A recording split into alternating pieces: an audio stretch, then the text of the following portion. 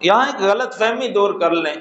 جب آپ دینی مدرسے کا نام آئے گا تو فوراً آپ کے ذہن میں آئے گا جی وہ مولوی صاحب تو کو انگریزی نہیں آتی، انہیں تو سائنس نہیں آتی، انہیں تو کمپیوٹر چلانا نہیں آتا۔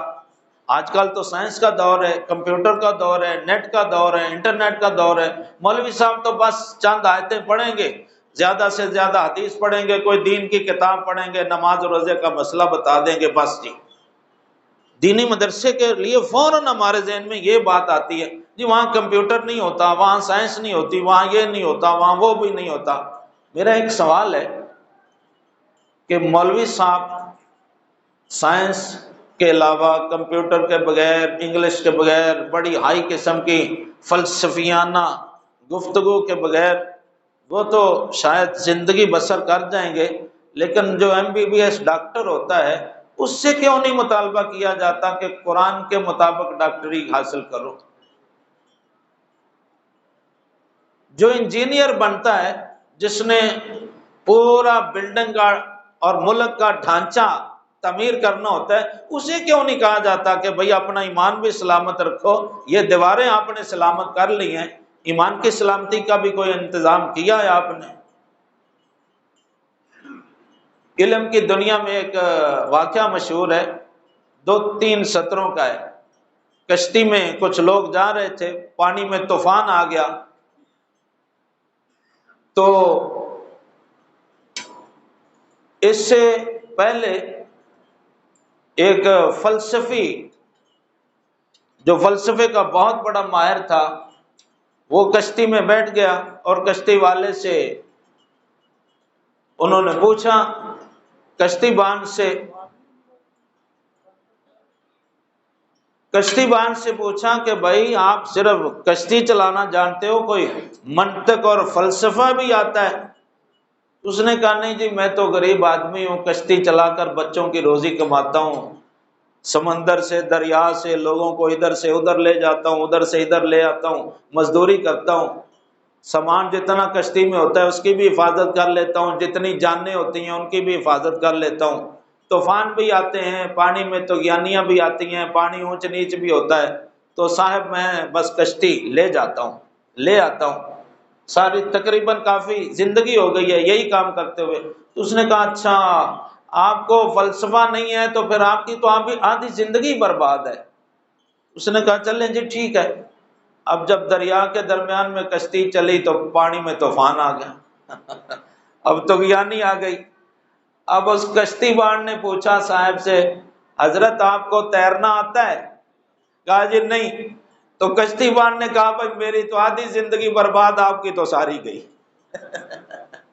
ٹھیک ہے، مجھے تو کشتی چلانی آتی ہے نا، مجھے تیرنا بھی آتا ہے، اب یہ کشتی ڈوب گئی، سامان ڈوب گیا، چلو جس کو تیرنا آتا ہے بھائی وہ تیر کے نکل جائے گا۔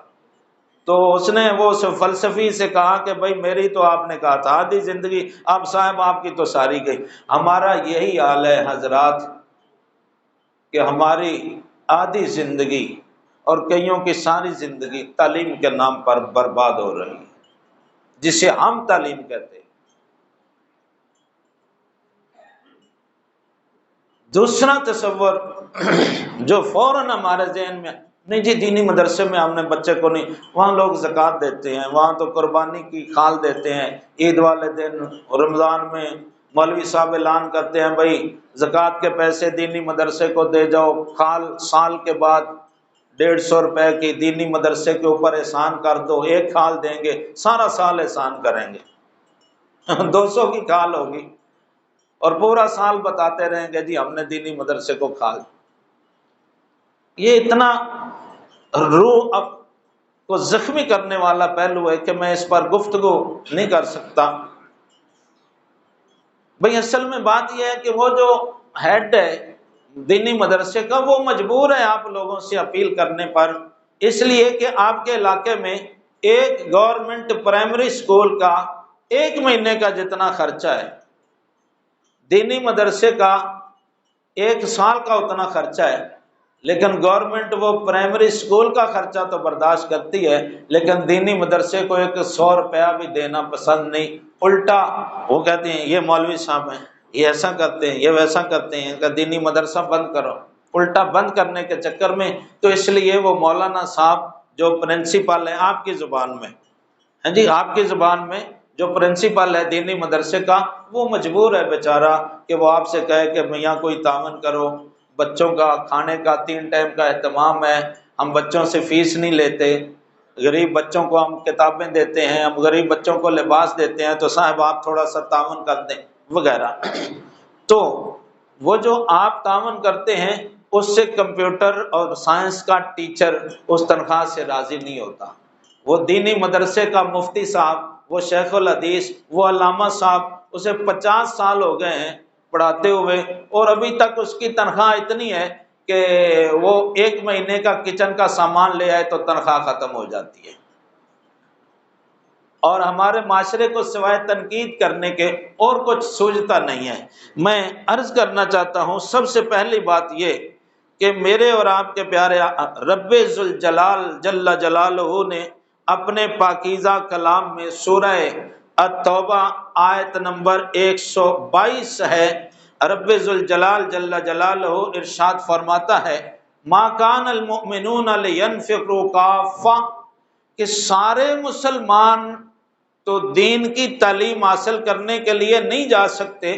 فلولا نفر من کل فرقۃ منہم طائفۃ لیتفقہوا فی الدین، اللہ فرماتا ہے کہ ایسا کیوں نہیں کیا کہ ہر برادری میں سے، ہر قوم میں سے، ہر خاندان میں سے کچھ افراد چلے جاتے اور دین کی مکمل تعلیم لے کے آتے، وَلِيُنذِرُوا قَوْمَهُمْ إِذَا رَجَعُوا إِلَيْهِمْ، مکمل دین کی معلومات حاصل کر کے پھر واپس اپنی قوم میں آ جائیں، لعلہم یحذرون، اور آ کے اپنے خاندان کو تبلیغ کریں تاکہ ان کے خاندان والے خلاف شریعت زندگی گزارنے سے بچ جائیں۔ سبحان اللہ۔